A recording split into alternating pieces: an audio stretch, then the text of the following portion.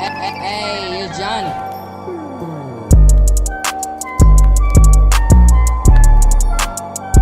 Yo guys, welcome to my new channel. This is Uncle Sharma TV, Uncle Sharma channel. I don't know exactly what to call it yet, but this is it.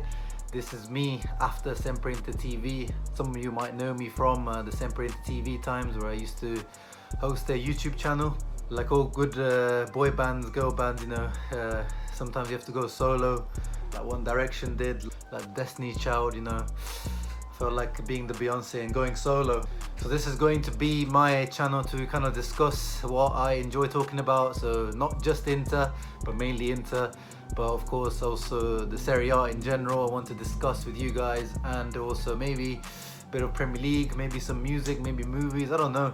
Let's see how this channel goes and develops, and of course I'll be looking for you guys' feedback on what you guys want to hear and listen. So first episode, I'm going to be looking at this past Serie A weekend after a long international break. We'll start off obviously with my boys, my gang, Inter. 4-3 win against Sassuolo, not an easy win. Looked like it could have been an easy win with a 4-1 lead, but of course Inter being Inter, Pazza Inter.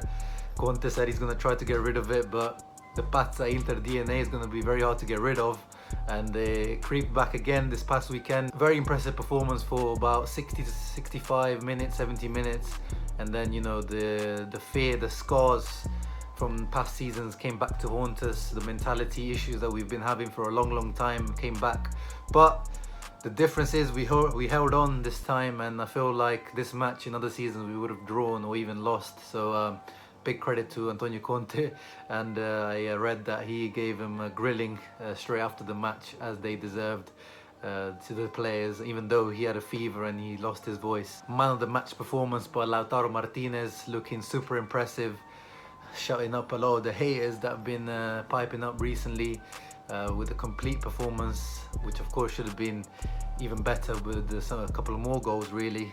If he continues to improve on his finishing, this guy is going to be an absolute world-class player. Next to him, Big Rom Lukaku with the 2 goals as well, a penalty and a proper old school fashion centre forward goal with his back to goal, very reminiscent of the goal that he described with Jamie Carragher a few years ago when he was at Everton, where he shows where his strength lies when he's got his back to the defender and he can dominate them physically, and he bullied Peluso for that goal. Although I must say in general in that match I think Lukaku wasn't that impressive to me. He lost the ball a couple of times in places that I think he shouldn't, but you can see he's improving his fitness. That injury that was hampering him is not there anymore. Another point I must say about Inter, apart from the goals we conceded, I saw a lot of people were blaming Valentino Lazzaro when he came on. Of course we conceded most of the goals after he came on, but the guy has literally played like 40-50 minutes for Inter till now, apart from the Sassuolo match. So he literally has not had a chance to integrate into the system, understand what Conte wants from him, and give him some time, guys. Like I've seen people calling him Alvaro Pereira, Nagatomo, the new Dodo even, but come on guys, let's not be reactionary. Our cross city rivals on the other hand, AC Milan, wow, they're offering us free entertainment this season, banks of entertainment this season actually. They went 2-1 up and looked like they had the match sorted and finished, but in true AC Milan fashion in their banter era, they capitulated and conceded in the last few minutes to a Calderoni banger. But, they've got an Interista as their coach, Stefano Pioli, and they look pretty good. I think that's the best I've seen Milan play this season, so it's looking a bit more positive for them compared to Gianpaolo, but they've got big issues to sort out. But I must say, Theo Hernandez on that left-hand side looks very impressive. I mean, Theo Hernandez under Tony Conte at Inter, at left wing-back. Next season, 2020, I think we should make it happen, because this boy going forward is an absolute machine. Roma and Sampdoria shared a 0-0 draw. Claudio Ranieri's first match as Sampdoria coach. That's I think the best appointment they could have made after the Di Francesco flop for Sampdoria. Ranieri is tried and tested. Mr. Dilly Ding Dilly Dong is the 4-4-2 merchant that they need. Bring stability to the club, and I'm sure he will keep them up and keep them safe, because that's what Ranieri does. But Roma have got some off the field issues that they need to sort out after an impressive start to the season.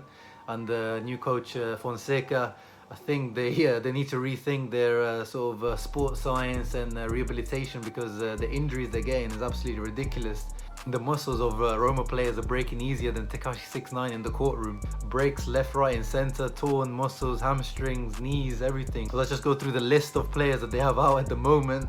We got Chris Smalling, Settin, Spinazzola, Florenzi, Zappacosta, Diawara, Pellegrini, Cristante, Mkhitaryan, Perotti, Under and Kalinic. I mean, some of them have recovered but you know, that's a very worrying list of injuries, and they need to sort that out if they want to challenge for top 4, which I predicted them to finish 4th this season. Also to talk about my least favorite team, Juve. They're continuing to win without impressing, as they've always done. Even under Massimiliano Allegri they were the same, but I guess we expected something a bit better under Sarri. But you know, they're getting the job done. They're winning the matches that they need to win, especially the big matches. You know, against Bayer Leverkusen, against Inter, they won those matches. They're not getting those matches wrong, so credit where credit's due. But their winning goal in the 2-1 victory over Bologna, Miralem Pjanic, man, this guy, what's that meme, that Italian American guy is my favorite meme. We can't beat this guy.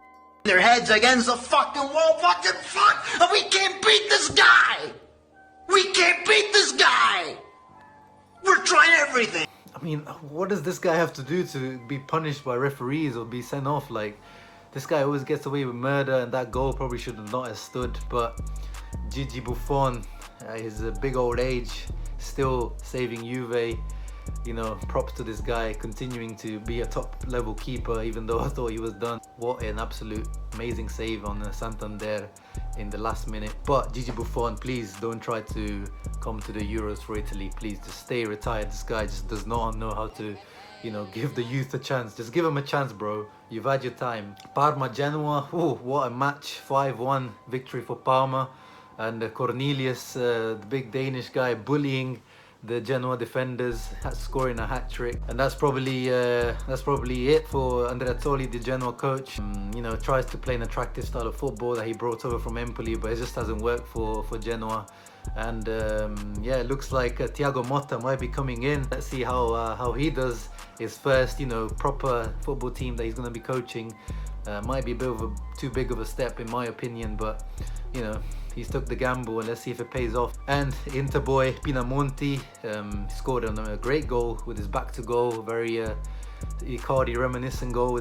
Scored 2 goals now for them, but he's not really got as much playing time as probably he imagined. But maybe under Thiago Motta, let's see, the youth might get a bit more chance. And watching the other Genoa matches this season, you know, speaking of Andrei Radu, the keeper, who's, you know, touted to be the successor to Andanovic, but I don't think he's ready. The last few matches I've seen, he's let shots in that shouldn't be going in, and yeah, he's not ready for the Inter starting spot yet. And also on Parma, is Caramo still alive? This guy, it's just not seen him since he's moved there. Cagliari's still doing bits. I predicted them to finish 8th in the start of the season, and yeah, they're up there right now. Surprising to many, but you know, they had an impressive transfer window. Nainggolan, of course, the key big signing for them that hasn't really played that much for them due to injuries and stuff, but what a goal he scored for them, a goal of the season contender already. The ball he struck was so sweet, like a tiramisu. Lazio Atalanta also had a thrilling match. You know, apparently only the Premier League is good for exciting matches. You know, Atalanta really should have finished off that match, but that is the problem of Gasperini and his teams. You know, the inability to kill off matches, and that's what's been hampering them in the Champions League. And then Immobile, I mean, those were 2 dives, if we're being honest, for those 2 penalties. But you know, the man gets his job done, and rumour has it he's still taking off his shirt. And Napoli also back on track. Arik Milik scoring a double. You know, I think he's the most underrated striker in the Serie A. He's been so unlucky with his injuries. You know, of course, ACL injury is so bad. Statistically, when you get one ACL injury, you're very likely to get another one. That's what happened to Milik. And he's slowly coming back on form, but you know, it's up and down with him. But for me, that left foot he has is one of the best left foot in the Serie A. You know, a striker that can take set pieces is very rare, and this guy is a full package. And I hope Ancelotti gives him more time, because I really like watching him. Looking outside of Serie A, I'm gonna start the Icardi watch series. You know, just seeing what's going on in the world of Mauro Icardi. You know, a lot of Inter fans still haven't given up on that guy. They're still holding on to him tight, clutching onto everything that he does, and he's got 3 goals at PSG now, all tap-ins by the way. And I keep seeing these tweets comparing Lukaku to Icardi, but you know, I'm not seeing these tweets comparing the types of goal Icardi's scoring. I hope he keeps scoring because I want PSG to take up the option of signing him for the 65 million euros. And I hope that for all of our loanees, you know, Jean-Mario Perisic. Actually, I might start a loanee watch for all our loans. So just to see how they're getting on and if we're going to get our money back. But yeah, that's it. That was my first episode. Hope you guys enjoyed. Please like and subscribe. I'm a brand new channel, so it really helps me if you just comment something down below, positive or negative. You know, helps with the algorithm, people seeing my channel. Tell your friend to tell a friend, all that good stuff. Follow me on my social medias. I've left them in the description below. I appreciate everyone's support, but I'm going to continue needing your support, and I'll see you on the next one. Ciao.